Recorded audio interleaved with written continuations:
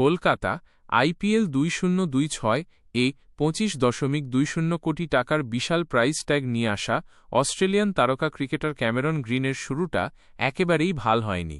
একদিকে তিনি বর্তমানে বল করছেন না, অন্যদিকে ব্যাট হাতেও ভীষণভাবে ব্যর্থ হচ্ছেন। মুম্বই ইন্ডিয়ান্সের বিরুদ্ধে তিনি 18 রান করে আউট হয়েছিলেন এবং সানরাইজার্স হায়দ্রাবাদের বিপক্ষেও মাত্র 2 রান করে প্যাভিলিয়নে ফিরে যান। সবচেয়ে অবাক করার বিষয়, আউট হওয়ার আগে নিজেরই দলের এক জুনিয়র খেলোয়াড়ের কাছ থেকে তাকে বকাঝকা শুনতে হয়েছে। চলুন জেনে নেওয়া যাক আসলে পুরো ঘটনাটা কি।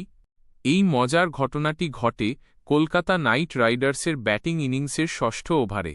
ইডেনে সানরাইজার্স হায়দ্রাবাদ প্রথমে ব্যাট করে 226 রানের বড় স্কোর দাঁড় করায়। জবাবে কেকেআরের শুরুটা ভালই হয়েছিল, কিন্তু ষষ্ঠ ওভারে ক্যামেরন গ্রিন রান আউট হয়ে যান। এর থেকেও খারাপ বিষয় ছিল, আউট হওয়ার আগে তাঁর সতীর্থ ব্যাটসম্যান অঙ্গক্রিস রঘুবংশী তাঁর ওপর বেশ রেগে যান।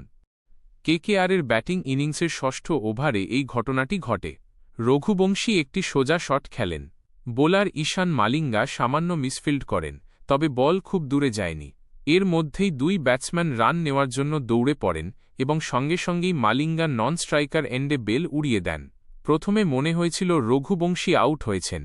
সেই কারণেই তিনি ক্ষুব্ধ হয়ে ওঠেন এবং রাগের মাথায় ক্যামেরন গ্রিনকে কিছু কথাও বলেন। কিন্তু থার্ড আম্পায়ার সিদ্ধান্ত দেন যে আউট রঘুবংশী নন, বরং ক্যামেরন গ্রিন। ফলে অস্ট্রেলিয়ান এই ক্রিকেটার একদিকে রান আউট হন, আর অন্যদিকে মাঠের মাঝেই জুনিয়র খেলোয়াড়ের কাছ থেকে বকাও খেতে হয়। অজিঙ্কা রাহানের নেতৃত্বাধীন KKR এই মরশুমে টানা দ্বিতীয় হারল। ইডেনে